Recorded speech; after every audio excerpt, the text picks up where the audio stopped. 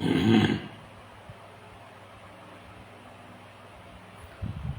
ഓം ഹരി ഓം. എല്ലാവർക്കും നമസ്കാരം. ഹരി ഓം.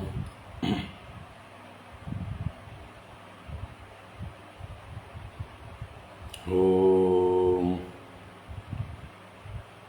ശുക്ലാംബരധരം വിഷ്ണും ശശിവർണം ചതുർഭുജം പ്രസന്നവദനം ധ്യായേത് സർവവിഘ്നോപശാന്തയേ. ഗുരവേ സർവലോകാനാം ഭിഷജേ ഭവരോഗിണാം നിധയേ സർവവിദ്യാനാം ദക്ഷിണാമൂർത്തയേ നമഃ. ജന്മാദ്യസ്യ യതോന്മയാദിതരതശ്ചാർത്തേഷ്വഭിജ്ഞസ്വരാട് തേനേ ബ്രഹ്മഹൃദായ ആദികവയേ മുഹ്യന്തി യത്സൂരയഃ. തേജോ വാരിമൃതാം യഥാ വിനിമയോ യത്ര ത്രിസർഗോ മൃഷാ ധാംനാ സ്വേന സദാ നിരസ്തകുഹകം സത്യം പരം ധീമഹി.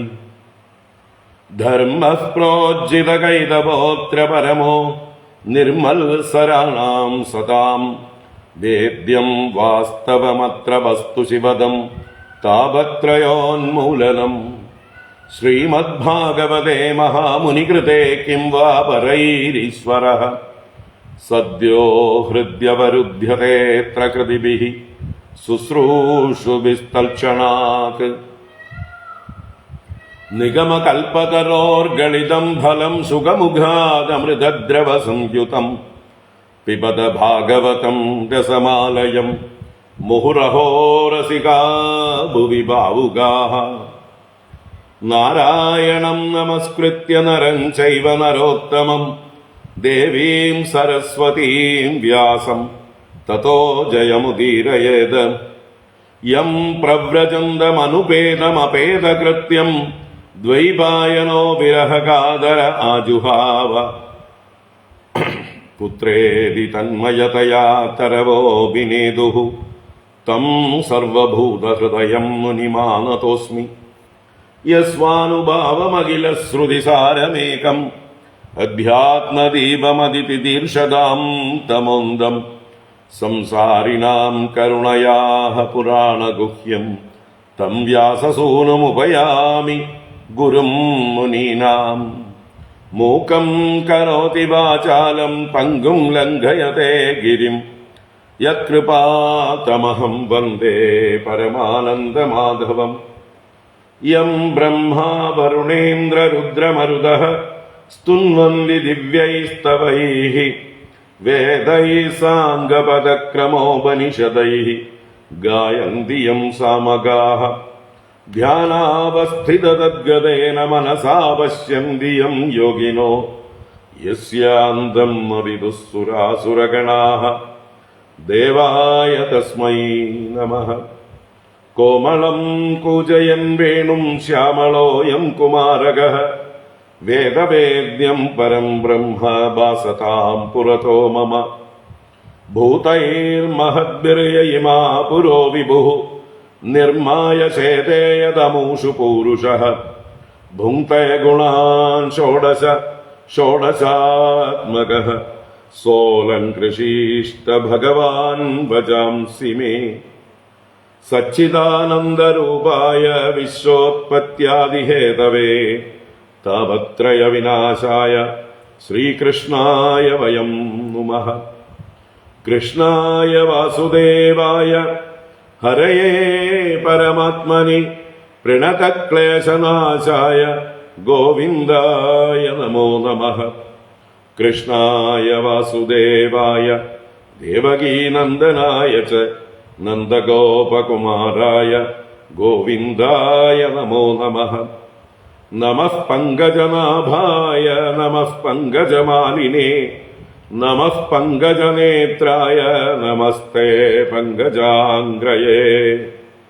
പീതാംബരം കരവിരാജിത ശംഖചക്രകൗമോദഗീ സരസിജം കരുണാസമുദ്രം രാധാസഹായമതിസുന്ദരമന്ദഹാസം വാതാലയേശമനിശം ഹൃദി ഭാവയാമി. വാതാലയേശമനിശം ഹൃദി ഭാവയാമി.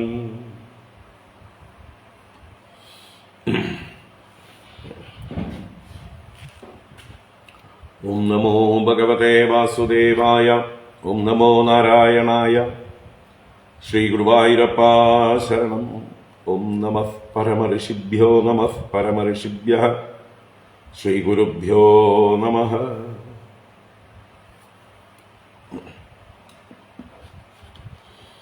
ഹരി ഓം. എല്ലാവർക്കും നമസ്കാരം. എല്ലാവർക്കും ശുഭസായാഹ്നം, സുസ്വാഗതം. ഭാഗവതജ്ഞാനഗംഗ ശ്രീകൃഷ്ണ ലീലാമൃതത്തിലേക്ക് ഏവർക്കും സുസ്വാഗതം. അക്രൂര ഗോകുലാഗമനം അഥവാ അക്രൂരന്റെ ഗോകുലയാത്ര, അതാണ് നമ്മൾ കണ്ടുകൊണ്ടിരിക്കുന്നത്. എന്തായാലും വളരെ വിശദമായി വർണ്ണിച്ചിട്ടുണ്ട്. നമ്മളും ആവുന്നത്ര അത് ആസ്വദിക്കാൻ ശ്രമിച്ചു. എന്തായാലും അക്രൂരൻ ഗോകുലത്തിലെത്തി ഭഗവാനെ ദർശിച്ചു. അവിടം വരെയാണ് നമ്മൾ പറഞ്ഞു നിർത്തിയിരിക്കുന്നത്. ഇനി ബാക്കി ഈ അധ്യായത്തിൽ കുറച്ച് ശ്ലോകങ്ങൾ കൂടിയുണ്ട്. അത് കാണാനാണ് നമ്മൾ ഇപ്പോൾ ഒന്നിച്ചു കൂടിയത്. എന്തായാലും വായിക്കാം. കാരണം ആ അക്രൂരൻ്റെ ഭഗവാനെ സ്മരിച്ചുകൊണ്ടുള്ള ആ ഭാവങ്ങളെല്ലാം ഓരോ ശ്ലോകങ്ങളും അതിമനോഹരങ്ങളായതുകൊണ്ട് എത്ര പ്രാവശ്യം വായിച്ചാലും മതിയാവില്ല. അത് തന്നെ വായിക്കാം. ഓം നമോ ഭഗവതേ വാസുദേവായ. അഥ ശ്രീമദ്ഭാഗവതേ ദശമസ്കന്ധേ പൂർവാർദ്ധേ 38-തമോऽധ്യായഃ. ശ്രീശുക ഉവാച. അക്രൂരോऽപി ച താം രാത്രിം മധുപുര്യാം മഹാമതിഃ ഉഷിത്വാ രഥമാസ്തായ പ്രയയൗ നന്ദഗോകുലം. ഗച്ഛൻ പഥി മഹാഭാഗോ ഭഗവത്യംബുജേ ക്ഷണേ ഭക്തിം പരാം ഉപഗതഃ ഏവമേതദചിന്തയത്. കിം മയാ ചരിതം ഭദ്രം കിം തപ്തം പരമം തപഃ കിം വാദാപ്യർഹതേ ദത്തം യദ്രക്ഷ്യാമ്യദ്യ കേശവം.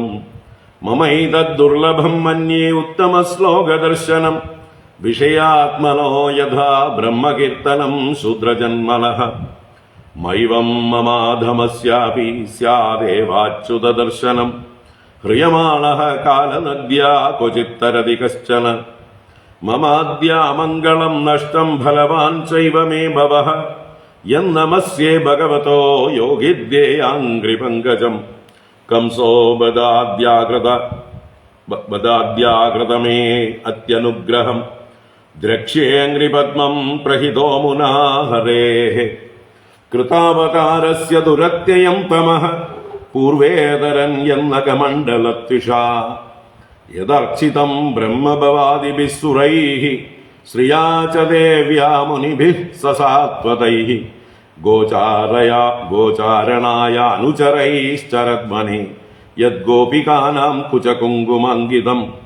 ദ്രക്ഷ്യാമി നൂനം സുഖപോലനാസികം സ്മിതാവലോകാരുണകഞ്ചലോചനം. മുഖം മുകുന്ദസ്യ ഗുഡാളകാവൃതം പ്രദക്ഷിണം മേ പ്രചരന്തി വൈ മൃഗാഃ. അപ്യദ്യ വിഷ്ണോർമനുജത്വമീയുഷോ ഭാരാവതാരായ ഭുവോ നിജച്ഛയാ.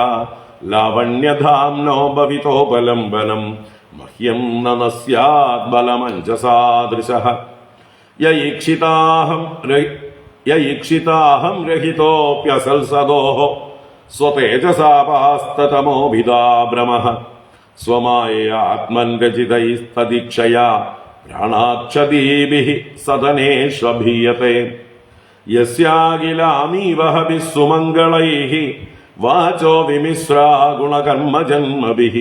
പ്രാണന്തി ശുംഭന്തി പുനന്തി വൈ ജഗത് യാസ്തദ്വിരക്താ ശവശോഭനാമതാഃ. സ ചാവതീർണഃ കില സത്വദാന്വയേ സ്വസേതുപാലാമരവർയശർമ്മകൃത്. യശോ വിതന്വൻ വ്രജ ആസ്തൈശ്വരോ ഗായന്തി ദേവായ ദശേഷമംഗളം. തം ത്വദ്യ നൂനം മഹതാം ഗതിം കുരും ത്രൈലോക്യകാന്തം ദൃശിമൻ മഹോത്സവം. രൂപം ദധാനം ശ്രിയൈപ്സിതാസ്പദം ദ്രക്ഷ്യേ മമാസന്നുഷസഃ സുദർശനാഃ അദാവരൂഢ സപതീശയോരദാത് പ്രധാന പുംസോശ്ചരണം സ്വലബ്ധയേ ധിയാദൃതം യോഗിഭിരപ്യഹം ധ്രുവം നമസ്യ ആഭ്യാം ച സഖീൻ വനൗകസഃ അപ്യംഗ്രിമൂലേ പതിതസ്യ മേ വിഭുഃ ശിരസ്യ ദാസ്യൻ നിജഹസ്തപങ്കജം ദത്താഭയം കാലഭുജങ്കരം ഹസാ പ്രോദ്വേജിതാനാം ശരണൈഷിണാം നൃണാം സമർഹണം യത്ര നിധായ കൗശികഃ തദാ ബലിശ്ചാപജഗത്രയേന്ദ്രതാം യദ്വാ വിഹാരേ വ്രജയോഷിതാം ശ്രമം സ്പർശേന സൗഗന്ധികഗന്ധ്യപാനുതത് ന മയ്യുപൈഷ്യത്യരിബുദ്ധിമച്യുതഃ കംസസ്യ ദൂതഃ പ്രഹിതോ വിവിശ്വദൃക് യോന്തർബഹിശ്ചേതസ ഏതദീഹിതം ക്ഷേത്രജ്ഞൈക്ഷത്യമലേന ചക്ഷുഷാ അപ്യംഗ്രിമൂലേ വഹിതം കൃതാഞ്ജലിം മാമീക്ഷിതാ സസ്മിതമാർദ്രയാ ദൃശ സപദ്യബദ്ധ്വസ്തസമസ്തകിൽഭിഷോ വോഢാമുദം വീതവിശങ്ക ഊർജിതാം സുഹൃത്തമം ജ്ഞാതിമനന്യദൈവതം ദോർഭ്യാം ബൃഹദ്ഭ്യാം പരിരപ്സ്യത്തെ ധമാം ആത്മാ ഹി തീർത്ഥീക്രിയതേ തദൈവമേ ബന്ധശ്ച കർമാത്മക ഉച്ഛ്വസിത്യതഃ ലബ്ധാംഗസംഗം പ്രണതം കൃതാഞ്ജലിം മാ ഭക്ഷ്യത്തെ ക്രൂരതതേത്യുരുസ്രവാഃ തദാ വയം ജന്മഭൃതോ മഹീയസാ നൈവാധൃതോ യോധികമുഷ്യ ജന്മ തത് ന തസ്യ കശ്ചിദ്ദൈതഃ സുഹൃത്തമോ ന ചാപ്രിയോ ദ്വേഷ്യ ഉപേക്ഷ്യേവ വാ തഥാ വിഭക്താൻ ഭജത്തെ യദാ തദാ സുരദ്രുമോ യദ്വദുപാശ്രിതോർത്ഥതഃ കിഞ്ചാഗ്രജോ മാവനതം യദുത്തമഃ സ്മയൻ പരിഷ്വജ്യ ഗൃഹീതമഞ്ജലൗ ഗൃഹം പ്രവേശ്യാപ്തസമസ്തസത്കൃതം സംപ്രക്ഷ്യത്തെ കംസകൃതം സ്വബന്ധുഷു. ശ്രീശുക ഉവാച ഇതി സഞ്ചിന്തയൻ കൃഷ്ണം സ്വഭൽകതനയോധ്വനി രഥേന ഗോകുലം പ്രാപ്തഃ സൂര്യശ്ചാസ്തഗിരിം നൃപ പദാനി തസ്യാഖില ലോകപാലകിരീടജുഷ്ടാമലപാദരേണോഃ ദദർശ ഗോഷ്ഠേ ക്ഷിതി കൗതുകാനി വിലക്ഷിതാന്യബ്ജയവാങ്കുശാദ്യൈഃ തദ്ദർശനാഹ്ലാദ വിവൃദ്ധ സംഭ്രമഃ പ്രേംണോർധ്വരോമാശ്രുകലാകുലക്ഷണഃ രഥാദവസ്കന്ദ്യ സ തേഷ്വചേഷ്ടത പ്രഭോരമൂന്യംഗ്രിരജാം സ്യഹോ ഇതി ദേഹം മൃതാം ഇയാനർത്തോ ഹിത്വാ ദമ്പം ഭിയം ശുചം സന്ദേശാദ്യോ ഹരേർലിംഗദർശന ശ്രവണാദിഭിഃ ദദർശ കൃഷ്ണം രാമം ച വ്രജേ ഗോദോഹനം ഗതൗ പീതനീലാംബരധരൗ ശരതംബുരുഹേക്ഷണൗ കിശോരൗ ശ്യാമളശ്വേതൗ ശ്രീനികേതൗ ബൃഹദ്ഭുജൗ സുമുഖൗ സുന്ദരവരൗ ബാലദ്വിരഥ വിക്രമൗ ധ്വജവജ്രാങ്കുശാംബോജൈശ്ചിന്നിതൈരംഘ്രിഭിർവ്രജം ശോഭയന്തൗ മഹാത്മാനൗ അനുക്രോശസ്മിതക്ഷണൗ ഉദാരരുചിരക്രീഡൗ സ്രഗ്വിണൗ വനമാലിനൗ പുണ്യഗന്ധാനുലിപ്താംഗൗ സ്നാതൗ വിരജവാസസൗ പ്രധാനപുരുഷൗ ആദ്യൗ ജഗദ്ധേതൂ ജഗത്പതി അവതീർണൗ ജഗത്യർത്ഥേ സ്വാംശേന ബലകേശവൗ ദിശോ വിതിമിരാരാജൻ കുർവാണൗ പ്രഭയാ സ്വയാ യഥാ മാരകതഃ ശൈലോ രൗപ്യശ്ച കനകാജിതൗ രഥാത്തൂർണമവപ്ലുത്യ സ്വക്രൂരസ്നേഹവിഹ്വലഃ പപാദചരണോപാന്തേ ദണ്ഡവദ് രാമകൃഷ്ണയോഃ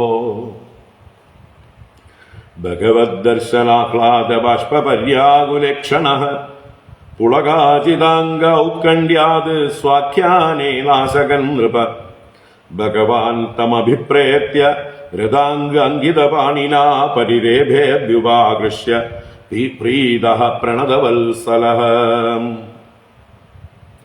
സംഘർഷണശ്ച പ്രണതമുപഗുഹ്യ മഹാമനാഃ ഗൃഹീത്വാ പാണിനാ പാണി അമയത് സാനുജോ ഗൃഹം പൃഷ്ട്വാദസ്വാഗതം തസ്മൈ നിവേദ്യ ച വരാസനം പ്രക്ഷാള്യ വിധിവത് പാദൗ മധുപർക്കാർഹണമാഹരത് നിവേദ്യകാം ചാതിദയേ സംവാഹ്യ ശ്രാദ്ധമാതൃതഃ അന്നം ബഹുഗുണം മേദ്യം ശ്രദ്ധയോ ബാഹരദ്വിഭുഃ തസ്മൈ മുക്തവതേ പ്രീത്യാ രാമഃ പരമധർമ്മവിത് മുഖവാസയഗന്ധമാല്യൈഃ പരാം പ്രീതിം വ്യദാത് പുനഃ പപ്രച്ഛ സത്കൃതം നന്ദഃ കഥം സ്ഥ നിരനുഗ്രഹേ കംസേ ജീവതി ദാസാർഹ സൗനപാലായിവാവയഃ യോവദീത് സ്വസ്വസുസ്തോകാൻ ക്രോശന്ത്യാ അസുതൃപ്ഗലഃ കിം നുസ്വിത്തത് പ്രജാനാംബഃ കുശലം വിമൃശാമഹേ ഇത്തം സൂനൃതയാ വാചാ നന്ദേന സുസഭാജിതഃ അക്രൂരഃ പരിപൃഷ്ടേന ജഹൗ അദ്വപരിശ്രമം. ഹരി ഓം. ഇത് ശ്രീമദ്ഭാഗവതേ മഹാപുരാണേ പാരമഹംസ്യാം സംഹിതായാം ദശമസ്കന്ധേ പൂർവാർദ്ധേ അക്രൂരാഗമനം നാമ അഷ്ടാത്രിംശത്തമോऽധ്യായഃ. സർവത്ര ഗോവിന്ദനാമ സങ്കീർത്തനം. ഗോവിന്ദ ഗോവിന്ദ. നാരായണാഖില ഗുരോ ഭഗവൻ നമസ്തേ. നാരായണാഖില ഗുരോ ഭഗവൻ നമസ്തേ. നാരായണാഖില ഗുരോ ഭഗവൻ നമസ്തേ. ഓം.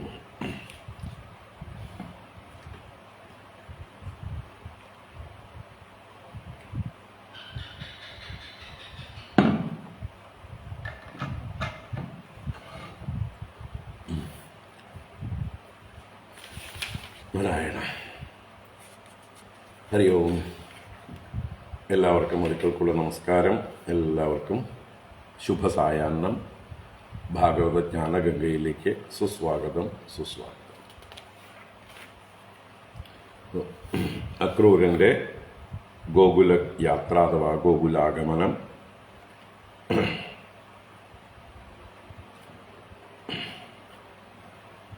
അക്രൂരൻ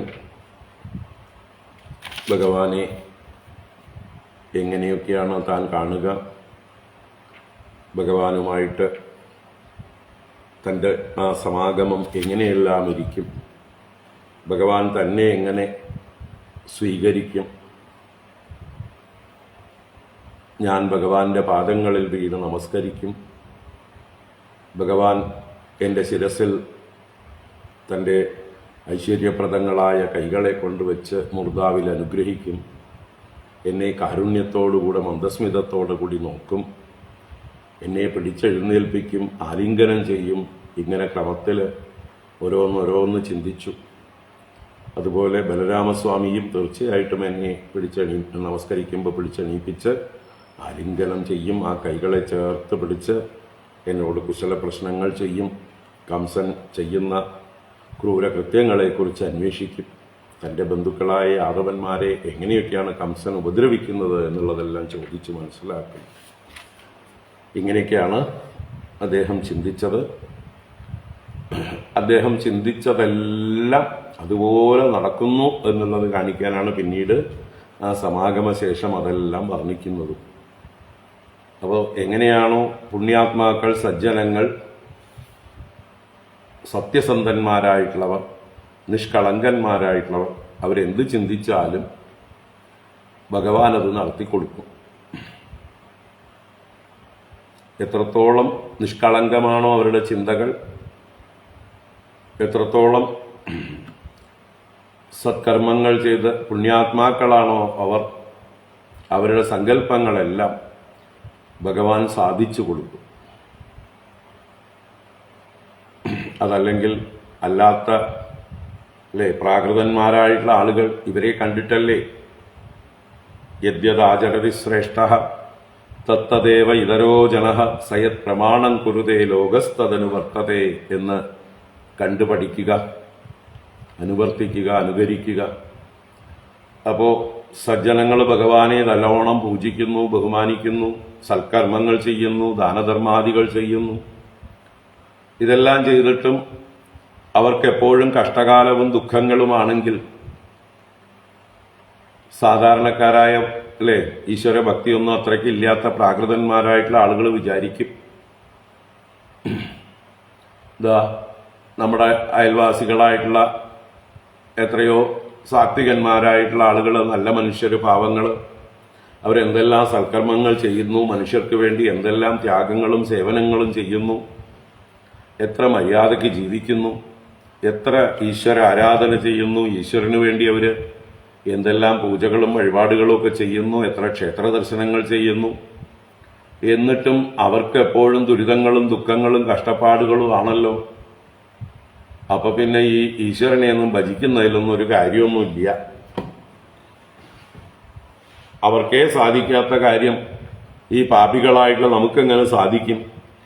അതുകൊണ്ട് നമുക്ക് ഈശ്വരനെയൊന്നും വിശ്വസിക്കേണ്ട എന്നിങ്ങനെ ഒരു തീരുമാനത്തിലെത്തും ആര്? പ്രാകൃതന്മാരായിട്ടുള്ള ആളുകൾ. അതുകൊണ്ട് ഭഗവാൻ എന്ത് ചെയ്യും? ഉത്തമന്മാരായിട്ടുള്ള മനുഷ്യരെ എപ്പോഴും സമൂഹത്തിന് ഒരു മാതൃകയാക്കി നിർത്താൻ, അവരനുഭവിക്കുന്നതായിട്ടുള്ള ആ ഒരു ആനന്ദം, അവരുടെ സങ്കല്പങ്ങളെല്ലാം സത്യമായി തീരുന്നത് എല്ലാം കാണിച്ചു കൊടുക്കും. അങ്ങനെ കണ്ട് കണ്ട് കണ്ട് ഇവർക്കും ആ മനസ്സ് വരും. എന്തുകൊണ്ടാണ് ഇങ്ങനെയുള്ള നമ്മുടെ അയൽവാസികളായിട്ടുള്ള ആളുകൾക്ക് അവർ വിചാരിച്ച കാര്യമൊക്കെ സാധിക്കുന്നു, അവർ മാത്രം സുഖമായിരിക്കുന്നു, അവരുടെ മക്കൾക്കൊക്കെ ക്ഷേമമായിരിക്കുന്നു എന്നെല്ലാം ഒരു ചിന്ത എന്നെങ്കിലും ഉണ്ടാവാതിരിക്കില്ല. അങ്ങനെ ഉണ്ടാകുമ്പോഴോ ആ കാരണം കണ്ടെത്തും. എന്താ കാരണം? അവരുടെ ജീവിതം ഈശ്വര സമർപ്പിതമായിട്ടാണ്. എന്നും ഈശ്വര സ്മരണയോടുകൂടിയിട്ടാണ് അവരവരുടെ കർമ്മങ്ങളെല്ലാം ചെയ്യുന്നത്. അവരെപ്പോഴും സത്കർമ്മങ്ങൾ ചെയ്തുകൊണ്ടിരിക്കുന്നു. അവർ സദാചാരത്തോടുകൂടി ജീവിക്കുന്നു. ആരെല്ലാം അവരെ പരിഹസിച്ചാലും കുറ്റപ്പെടുത്തിയാലും അവരവരുടെ ധർമ്മം വിടുന്നില്ല. അല്ലേ? അങ്ങനെയുള്ളവരാണ് യഥാർത്ഥ ഭക്തന്മാർ, ധീരന്മാർ. അല്ലാതെ നാട്ടുകാരെ പരിഹസിക്കുന്നു അല്ലെങ്കിൽ അവരെന്തെങ്കിലും പറയുന്നു എന്ന് കേട്ടിട്ട് ഭക്തിയിൽ നിന്ന് പിന്തിരിയാനും നമ്മൾ ചെയ്യുന്ന സത്കർമ്മങ്ങളിൽ നിന്ന് പിന്തിരിയാനും അവരൊന്നും ധൈര്യമില്ലാത്തവരാണ്. അങ്ങനെ പിന്തിരിയുന്നവർ. സജ്ജനങ്ങൾ ഒരിക്കലും സൽക്കർമ്മങ്ങളിൽ നിന്ന്, ധർമ്മത്തിൽ നിന്ന് പിന്തിരിയുകയില്ല. നാട്ടുകാരെന്തൊക്കെ പരിഹസിച്ചോട്ടെ, എന്തൊക്കെ പറഞ്ഞോട്ടെ, അവരവരുടെ പാട്ടിന് പറഞ്ഞോട്ടെ. നമ്മൾക്കറിയാം ധർമ്മം എന്താണെന്ന്. നമ്മൾ ധർമ്മം ആചരിക്കുന്നു, നമ്മൾ നമ്മുടെ ഈശ്വരനെ ആരാധിക്കുന്നു. ആ ഈശ്വരനെ ആരാധിക്കാതിരിക്കാൻ എനിക്കാവില്ല, ധർമ്മം അനുഷ്ഠിക്കാതിരിക്കാൻ എനിക്കാവില്ല. അങ്ങനെയുള്ള നിശ്ചയമുള്ളവരാണ് ഉത്തമ മനുഷ്യർ എന്ന് പറയുന്നവർ. അവരെ ഭഗവാൻ എപ്പോഴും താങ്ങിക്കൊണ്ടിരിക്കും. ഭഗവാന്റെ അനുഗ്രഹം അവർക്ക് എപ്പോഴും ഉണ്ടാവും. അപ്പോൾ അത് കണ്ട് കണ്ട് കണ്ട് അല്പം ചിലപ്പോൾ അസൂയ കൊണ്ടാവാം, മത്സരബുദ്ധി കൊണ്ടാവാം, തങ്ങൾക്കും അവർക്ക് കിട്ടുന്ന ആ സൗഖ്യം കിട്ടണം എന്ന് വിചാരിച്ചുകൊണ്ട് നമ്മൾ ചെയ്യുന്നതിനെയൊക്കെ അനുകരിക്കാനായിട്ട് ഈ പറഞ്ഞ ആളുകളും ശ്രമിച്ചു തുടങ്ങും. അങ്ങനെ വന്നാലോ അവർ നേരെയായിക്കോളും. വേദങ്ങൾ പോലും അത് അംഗീകരിച്ചിട്ടുണ്ട്. അല്ലേ? വേദങ്ങളിലും നിങ്ങൾ ആദ്യം അഭിനയിച്ചോളൂ, കുഴപ്പമില്ല, പിന്നീടത് നിങ്ങളുടെ സ്വഭാവമായി മാറും. അല്ലേ?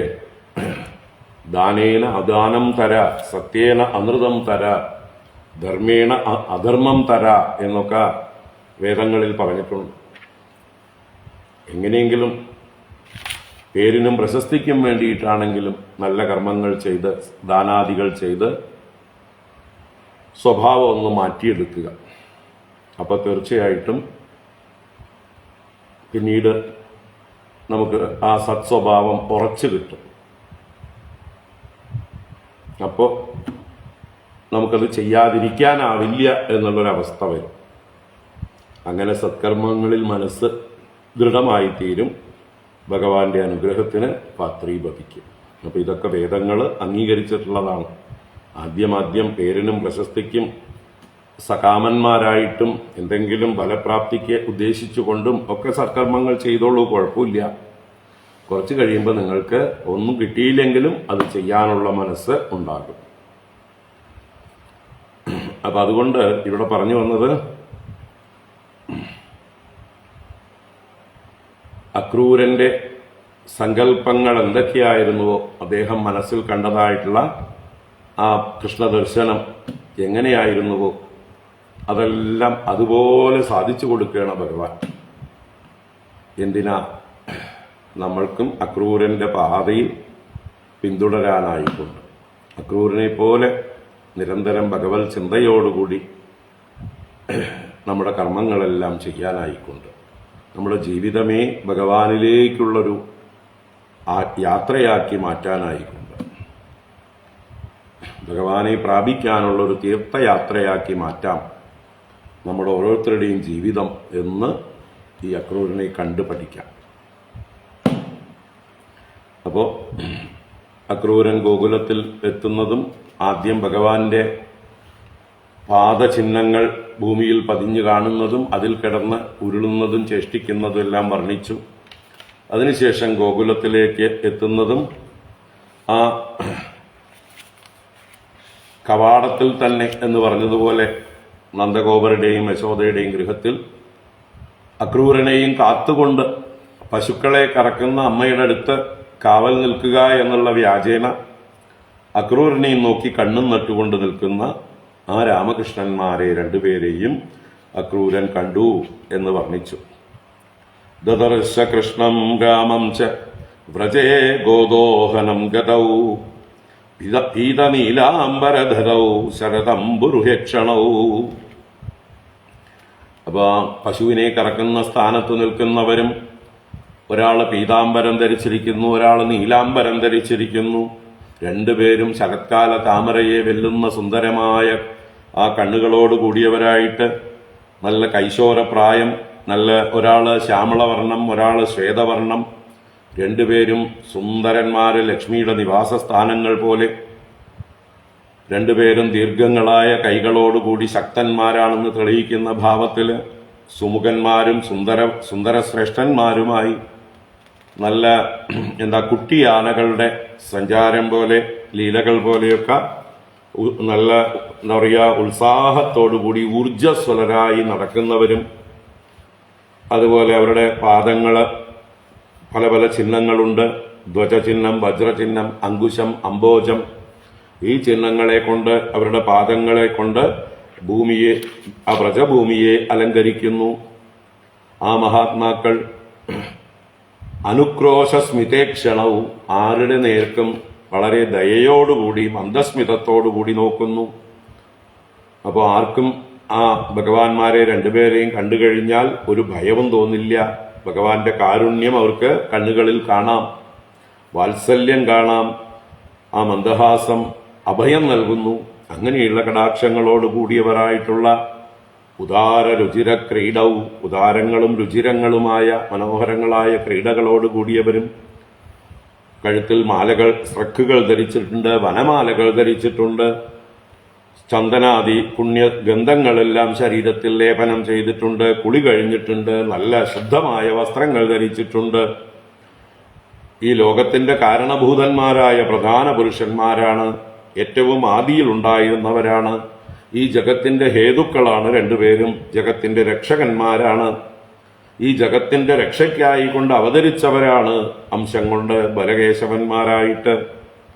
അവരുടെ സ്വന്തം പ്രഭ കൊണ്ട് ദിക്കുകളെയെല്ലാം പ്രകാശമാനമാക്കിക്കൊണ്ട് ഒരാൾ മരകത ശൈലത്തിൽ സ്വർണ്ണാഭരണങ്ങൾ ചാർത്തിയതുപോലെയും മറ്റൊരാൾ വെള്ളിമലയിൽ സ്വർണ്ണാഭരണങ്ങൾ ചാർത്തിയ പോലെയും കാണപ്പെട്ടു. അങ്ങനെയുള്ള ആ രാമകൃഷ്ണന്മാരെ കണ്ട് രഥാതൂർണമവപ്ലുത്യ സ്വക്രൂരസ്നേഹവിഹ്വലഃ പപാദചരണോപാന്തേ ദണ്ഡവദ് രാമകൃഷ്ണയോഹോ. വേഗം രഥത്തിൽ നിന്ന് ചാടി ഇറങ്ങി, സ്നേഹവിഹ്വലഃ ഭക്തിപരവശഃ, അങ്ങനെ ചരണോപാന്തേ ദണ്ഡവത് പപാദ, ആ രാമകൃഷ്ണന്മാരുടെ കാലിന്റെ അരികിൽ ചെന്ന് ദണ്ഡം കിടക്കും പോലെ വീണ് കിടന്ന് നമസ്കരിച്ചു.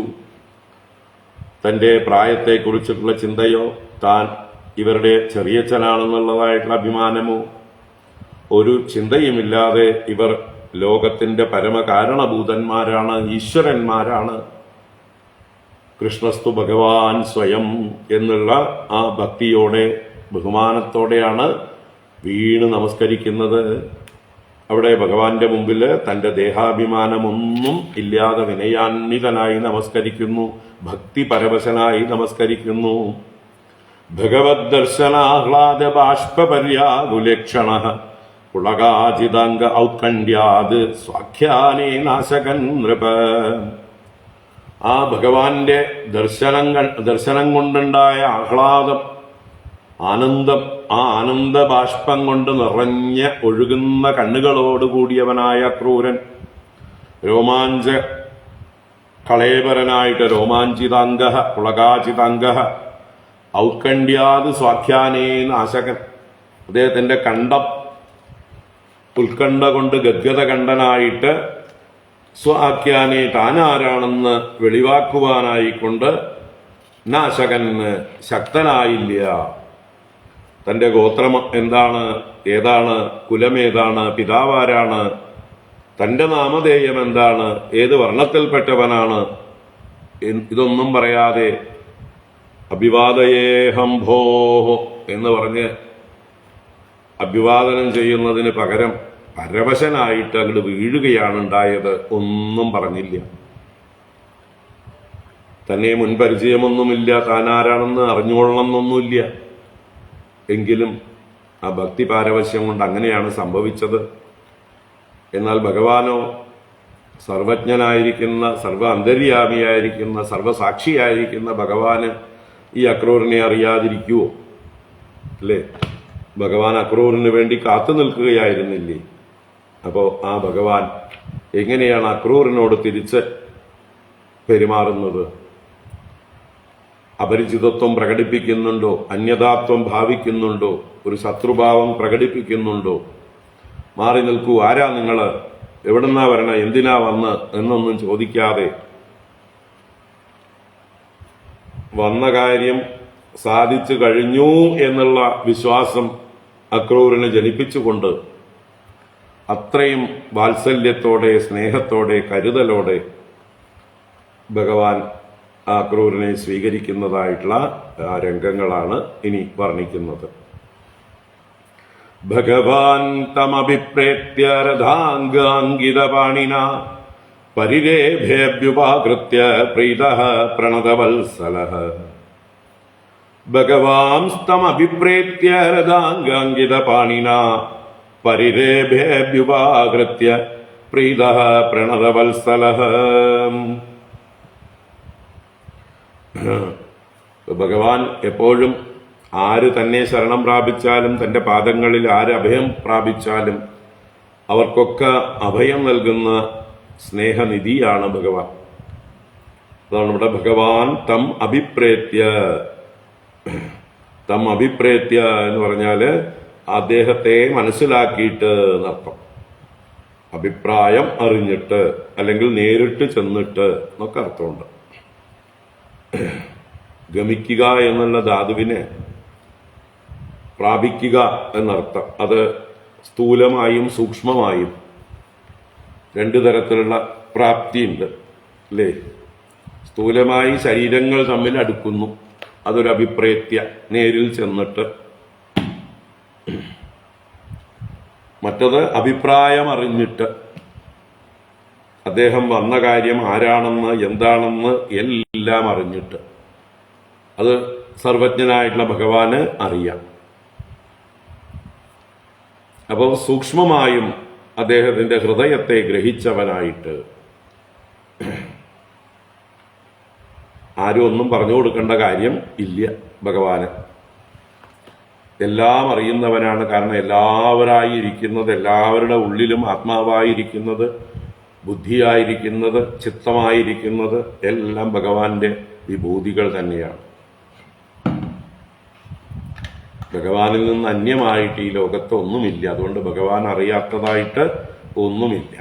അതുകൊണ്ട് ഈ അക്രൂരൻ വന്ന കാര്യം എല്ലാം അറിഞ്ഞുകൊണ്ട് എന്നാണ് അഭിപ്രേത്യ. സ്ഥൂലവും സൂക്ഷ്മവുമായ എല്ലാം ഉൾക്കൊണ്ടുകൊണ്ട് ആ ഭഗവാൻ, സർവൈശ്വര്യ പരിപൂർണനായ ഭഗവാൻ തം അഭിപ്രേത്യ, അവനെ മനസ്സിലാക്കിയിട്ട് ഉൾക്കൊണ്ടിട്ട് രഥാംഗാംഗിത പാണിന പരിരേപേ അഭ്യുപാകൃത്യ. അഭ്യുപാകൃത്യ എന്ന് പറഞ്ഞാൽ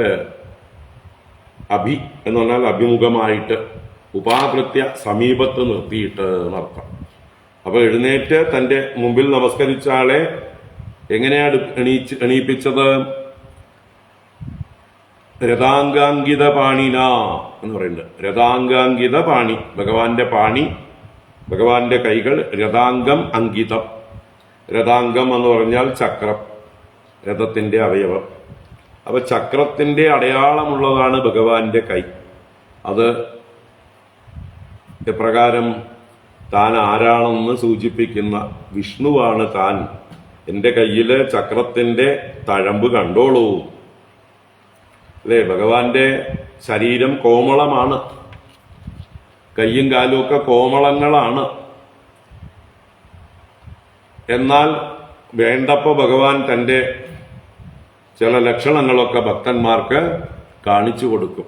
അപ്പൊ ഇവിടെ താൻ രഥാംഗപാണിയാണ്, സുദർശന പാണിയാണ്, ചക്രപാണിയാണ് എന്ന് വെളിവാക്കിക്കൊണ്ട് ഭഗവാന്റെ കയ്യിൽ ചക്രം കൈകാര്യം ചെയ്തതിന്റെ തഴമ്പുകൾ ഉണ്ടാവും.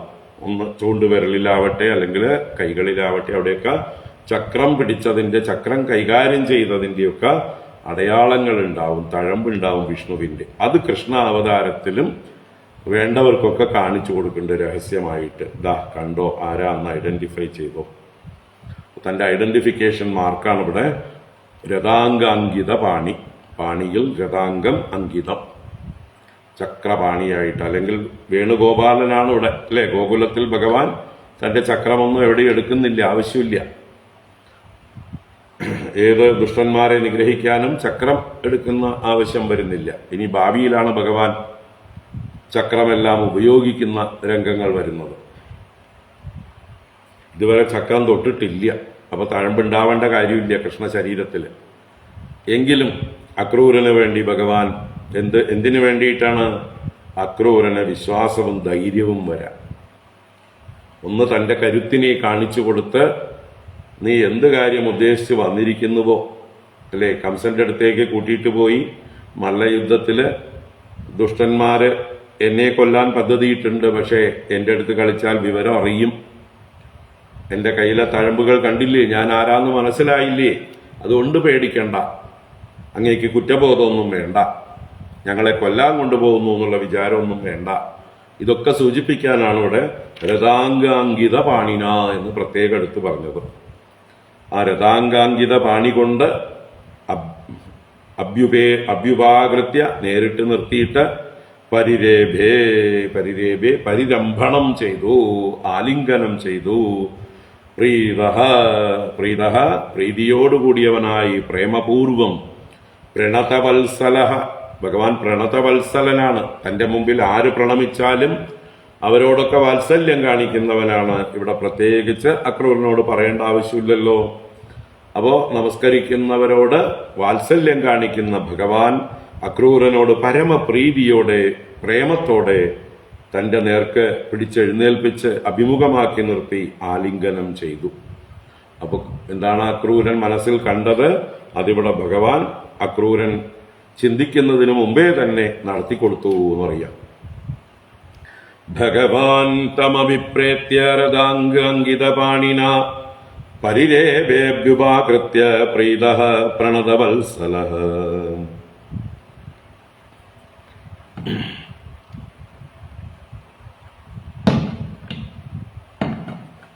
അക്രൂരനൊന്നും പറയേണ്ട ആവശ്യമൊന്നും വന്നില്ല എന്നർത്ഥം. സംകർഷണശ്ച പ്രണതം ഉപഗുഹ്യ മഹാമനാഃ ഗൃഹീത്വാ പാണിനാ പാണി അനയത് സാനുജോ ഗൃഹം.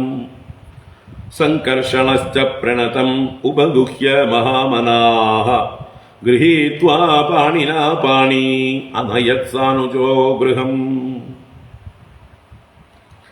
മഹാമനാഃ സംകർഷണഃ ച, മഹാമനസ്വിയായ സംകർഷണനും ഉദാരഹൃദയനായ സംകർഷണൻ. അപ്പൊ സംകർഷണനും മനസ്സിലാക്കി ആരാണിത്? തന്റെ ചെറിയച്ഛനാണ്, ഭക്തനാണ്, ശ്രേഷ്ഠനാണ്.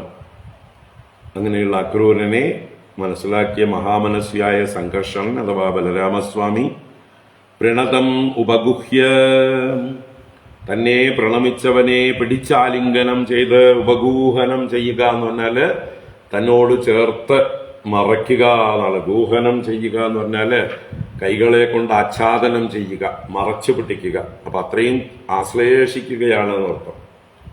അപ്പൊ തന്നോട് ചേർത്ത്, തന്റെ ഹൃദയത്തോട് ചേർത്ത് അദ്ദേഹത്തെ ആലിംഗനം ചെയ്തു. ഉപഗുഹ്യ പാണിനാ പാണീഗൃഹീത്വ,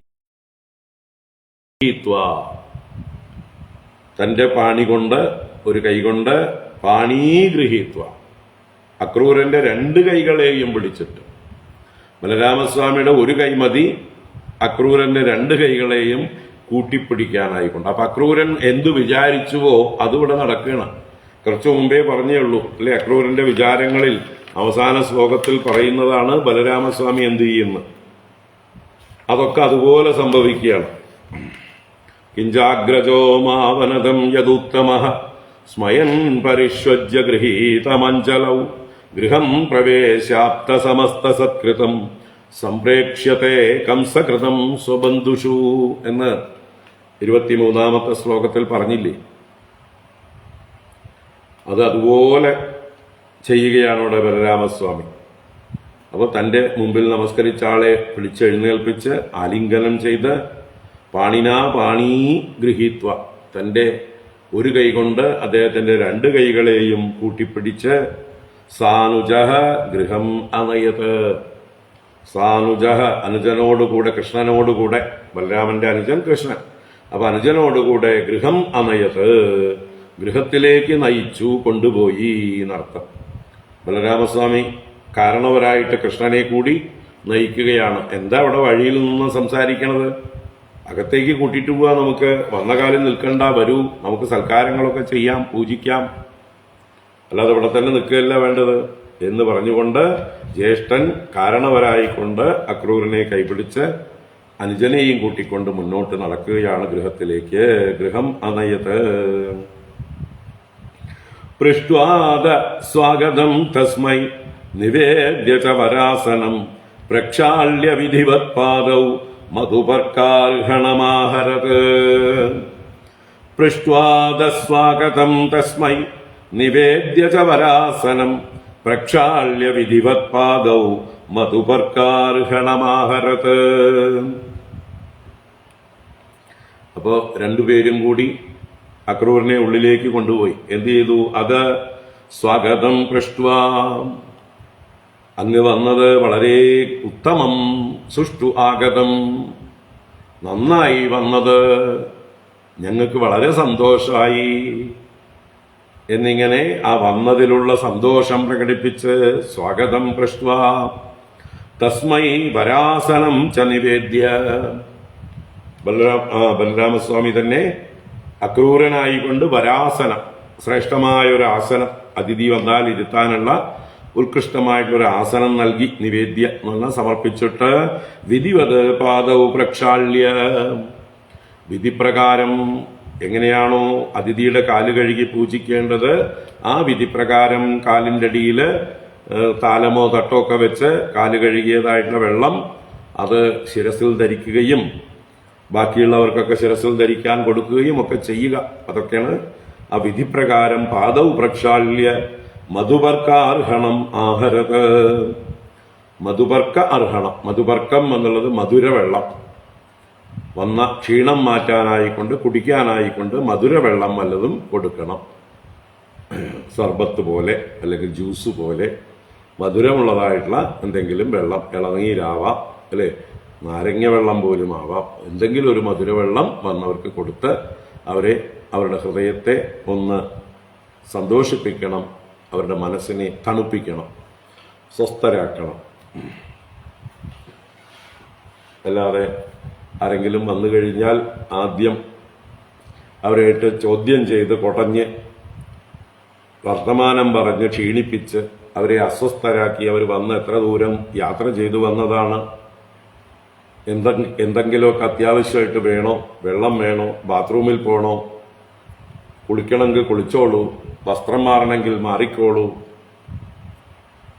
അല്ല ഭക്ഷണത്തിനാണ് തിരക്കെങ്കിൽ അത് കഴിച്ചോളൂ. അങ്ങനെ ഓരോരുത്തരുടെയും ഓരോ ആവശ്യങ്ങളായിരിക്കും. അത് മനസ്സിലാക്കി വേണ്ടത് ചെയ്യുക. അല്ലാതെ നിർബന്ധ ബുദ്ധിയാ നമ്മൾ അടിച്ചേൽപ്പിക്കുകയല്ല ഓരോ പൂജകൾ, അല്ലേ? അവർക്ക് എന്താണോ ആ സമയത്ത് ആവശ്യം അത് മനസ്സിലാക്കി, അത് ചോദിച്ച് മനസ്സിലാക്കിയിട്ടാവാം, അല്ലെങ്കിൽ ഭാവം കൊണ്ട് മനസ്സിലാക്കിയിട്ടാവാം. എന്താണ് വേണ്ടത് വെച്ചാൽ വേഗം ചെയ്തു കൊടുക്കുക, അവരെ സന്തോഷിപ്പിക്കുക, സ്വസ്ഥരാക്കുക.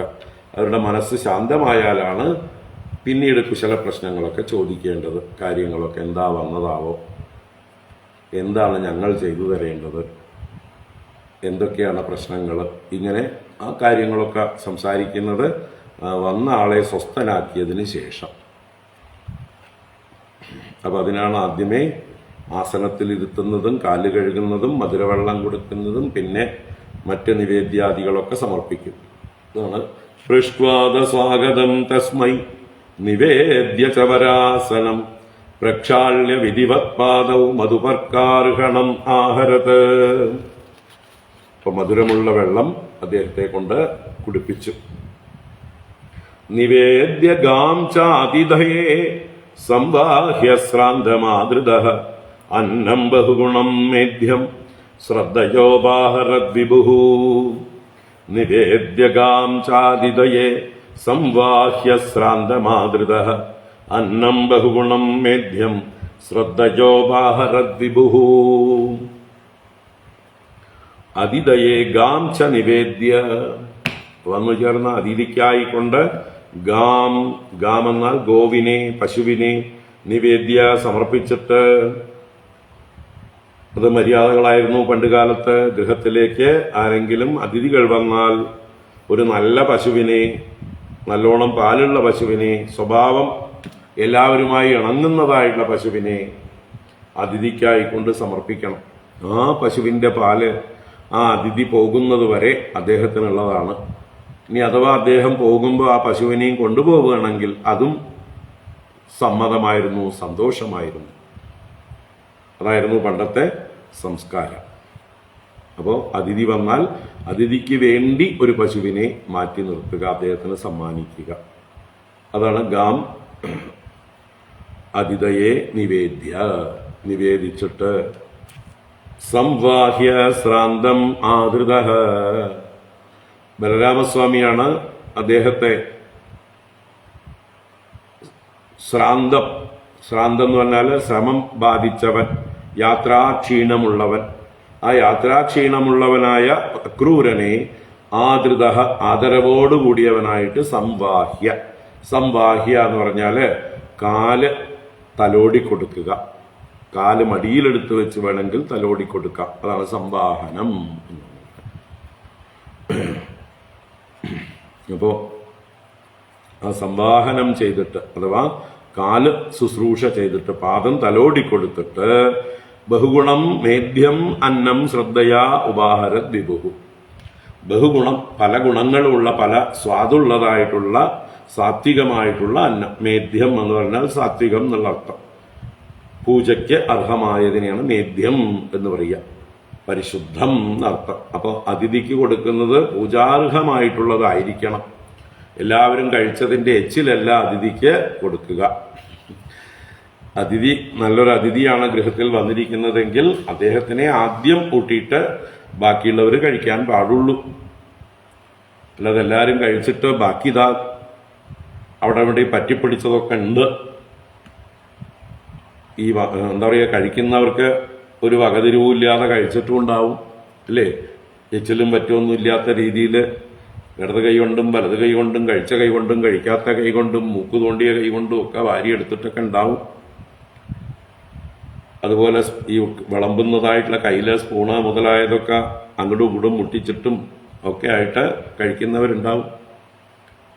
അങ്ങനെയൊന്നും അല്ല അതിഥികൾക്ക് കൊടുക്കേണ്ടത്. അതിഥികൾക്ക് തൃപ്തിയാവണമെങ്കിൽ ഏറ്റവും പരിശുദ്ധമായത് പൂജ ചെയ്യുന്നത് പോലെ അവർക്ക് സമർപ്പിക്കണം. ഈശ്വരന് നമ്മൾ നിവേദിക്കുമ്പോൾ നമ്മൾ മണത്ത് പോലും നോക്കാതെ, രുചി നോക്കാതെ വേണം ഉണ്ടാക്കാനെന്ന് പറയുന്നത് അതുകൊണ്ടാണ്. നമ്മുടെ എച്ചിലല്ല, നമ്മുടെ ഉച്ഛിഷ്ടമല്ല ഈശ്വരനൊന്നും സമർപ്പിക്കുക. അതുപോലെ അതിഥികൾക്കും ആദ്യം നല്ലത് സൽക്കരിക്കണം. അതാണ് ഇവിടെ മേദ്യം എന്ന് പ്രത്യേകം എടുത്തു പറഞ്ഞത്. അന്നം ബഹുഗുണം മേദ്യം ശ്രദ്ധയാ ഉപാഹരത്. ശ്രദ്ധയോടെ ഭക്തിയോടെ ഉപാഹരിച്ചു. ശ്രദ്ധയാ ദേയം അശ്രദ്ധയാ അദേയം, ശ്രിയാദേയം ഹ്രിയാദേയം ഭിയാദേയം സംവിധാദേയം എന്നൊക്കെ വേദത്തില് എങ്ങനെയാണ് ഓരോരുത്തർക്കും ഓരോന്ന് കൊടുക്കേണ്ടത്, ദാനം ചെയ്യേണ്ടത്, ഇതിനെക്കുറിച്ചൊക്കെ വേദത്തിൽ ഭഗവാൻ തന്നെ പറഞ്ഞു വെച്ചിട്ടുണ്ട്. ഭഗവാന്റെ വാക്കുകൾ തന്നെയാണല്ലോ വേദങ്ങൾ. അപ്പോൾ അതിവിടെ ഭഗവാൻ നേരിട്ട് കാണിച്ചു കൊടുക്കുകയാണ് എങ്ങനെ തൻ്റെ അതിഥിയെ താൻ ശ്രദ്ധയോടെ പൂജിക്കുന്നു എന്ന്. ശ്രദ്ധയാ ഉപാഹരത്, ഉപാഹരത് ഉപഹാരം ചെയ്തു എന്നർത്ഥം.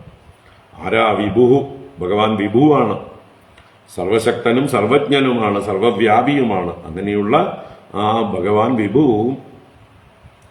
വിഭുവായിട്ടും തൻ്റെ അതിഥിയെ സനാതനധർമ്മപ്രകാരം പൂജിച്ചു എന്നർത്ഥം.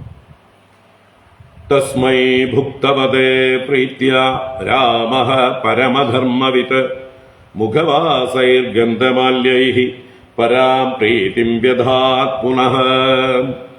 തസ്മൈ ഭുക്തവതേ പ്രീത്യ രാമഃ പരമധർമ്മവിത് മുഖവാസൈർഗന്ധമാല്യൈഃ പരാം പ്രീതിം വ്യധാത് പുനഃ.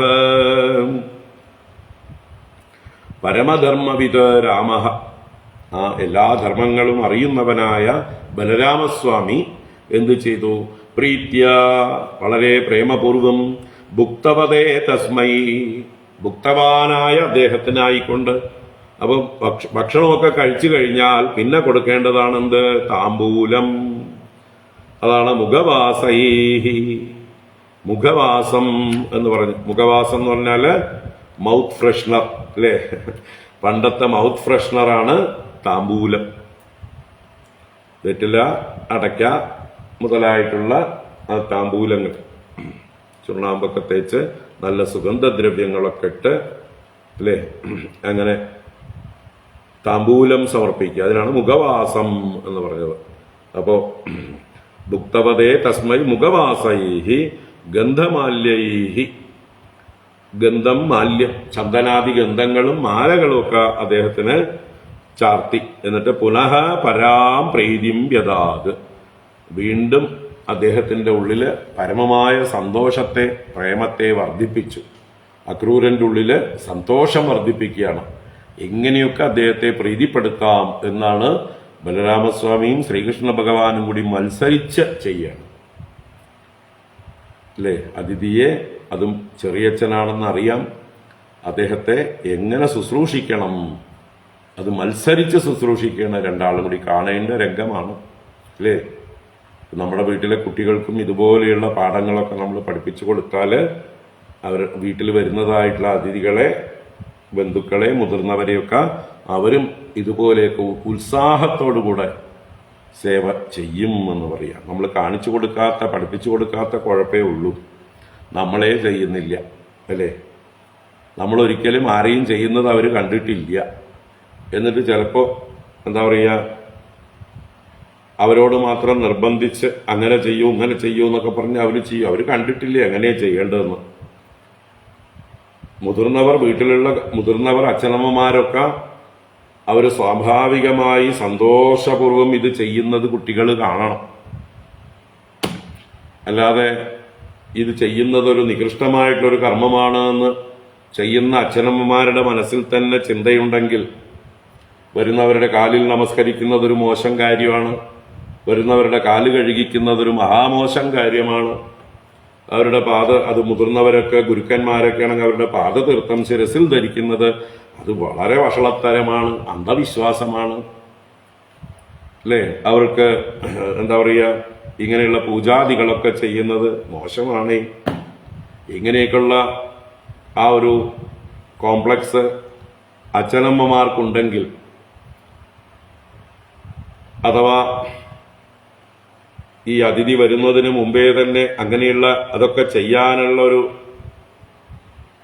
എന്താ പറയുക, ഒരു അപ്രിയത്വത്തെ തമ്മിൽ പറഞ്ഞു തീർത്തിട്ടുണ്ടാവും കുട്ടികളുടെ മുമ്പിൽ വെച്ച് പലരും. വരുന്നുണ്ട് ഒരാള്, ഇനിയിപ്പോൾ അയാൾക്ക് എന്തൊക്കെയാ ചെയ്യേണ്ടത്? അയാളുടെ കാല് കഴുകിയില്ലെങ്കിൽ അയാൾ ദേഷ്യപ്പെട്ടാലോ? എങ്ങനെയെങ്കിലും കഴുകുക തന്നെയല്ലേ. അയാള് എന്തൊക്കെ പൂജയാണാവോ ചെയ്യേണ്ടത് എന്നൊക്കെ ഒരു മുറുമുറുത്തുകൊണ്ട് ഒരു അറപ്പോടുകൂടെ അങ്ങനെയൊക്കെയാണ് അച്ഛനമ്മമാർ ചെയ്യുന്നതെങ്കിൽ അത് കാണുന്ന കുട്ടികൾക്കും അതിനോട് ഒരു വൈമുഖ്യം ആണുണ്ടാവുക, ആഭിമുഖ്യം ഉണ്ടാവുകയില്ല. നേരെ മറിച്ച് വളരെ പ്രേമപൂർവ്വം സന്തോഷപൂർവ്വം വരുന്ന അതിഥികളെ, ഗുരുക്കന്മാരെ, വൃദ്ധന്മാരെയൊക്കെ വീട്ടിലുള്ള അച്ഛനമ്മമാര് സൽക്കരിക്കുന്നത് ആ ഒരു ഇത് കണ്ടു കഴിഞ്ഞാൽ, ഒരു ചെയ്യുന്ന സംസ്കാരം കണ്ടു കഴിഞ്ഞാൽ കുട്ടികളുടെ ഉള്ളിലും അതിനോട് നല്ല ആഭിമുഖ്യം വരും. മാത്രമല്ല അവർ അച്ഛനമ്മമാരോട് മത്സരിച്ചുകൊണ്ട് പിടിച്ചു വാങ്ങിക്കും. ഞാൻ ചെയ്യാന്ന് പറഞ്ഞിട്ട്. ഇതങ്ങനെയല്ല. അച്ഛനമ്മമാര് മാറി നിന്ന് കുട്ടികളുടെ കഴുത്തിന് പിടിച്ച് നമസ്കരിക്കുക അല്ലെങ്കിൽ കാല് കഴുകുക എന്നൊക്കെ പറയുമ്പോൾ അവർക്കൊരു നിർബന്ധിക്കുന്നത് കൊണ്ടുണ്ടാകുന്ന ഒരു വൈമുഖ്യം, ഒരു വെറുപ്പൊക്കെ ഉണ്ടാവും. ഈ സന്യാസിമാരോ അല്ലെങ്കിൽ മുതിർന്നവരൊക്കെ വരുമ്പോൾ അവര് തങ്ങൾക്ക് പണി തരണു എന്ന് പറഞ്ഞ് ഇങ്ങനെയുള്ളവർ വരുമ്പോൾ വീട്ടിൽ നിൽക്കാതെ ഒളിച്ച് ഓടിപ്പോവും അവര്. അങ്ങനെയാണ് ഈ സംസ്കാരം ഇങ്ങനെ ആയി തീർന്നത്. ഇതിൽ താല്പര്യമില്ലാത്ത മാതാപിതാക്കന്മാരാണ് കുട്ടികൾക്കും ആ സംസ്കാരം ഇല്ലാതെയാക്കിയത്. അപ്പൊ ഇനി നമുക്ക് തിരിച്ച് പോകണമെങ്കിൽ, അല്ലേ, നമ്മുടെ കുട്ടികള് ഈ സംസ്കാരമൊക്കെ ഉൾക്കൊണ്ട് വളരണമെങ്കിൽ നമ്മൾ മുതിർന്നവർ മാതൃക കാണിച്ചു കൊടുക്കുക. എങ്ങനെ ഇത് എൻ്റെ ധർമ്മമാണ്, എനിക്കിത് കിട്ടിയത് ഭാഗ്യമാണ് എന്നുള്ളതായിട്ടുള്ളൊരു ബുദ്ധിയോടുകൂടെ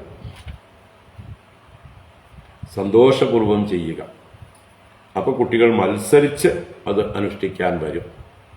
അല്ലാതെ അവരെ മാത്രം നിർബന്ധിച്ച് കഴുത്തിന് പിടിച്ച് ഞെക്കരുത്. അവർ വെറുത്തു പോകും. വന്നവരെ വെറുക്കും, അച്ഛനമ്മമാരെയും വെറുക്കും, ഈ സംസ്കാരത്തെയും വെറുക്കും. അവർ റിബലുകളായിട്ട് മാറും. അവർക്ക് സ്വാതന്ത്ര്യം കിട്ടിക്കഴിഞ്ഞാൽ അവരിതിനെയൊക്കെ ചീത്ത വിളിക്കാൻ തുടങ്ങും.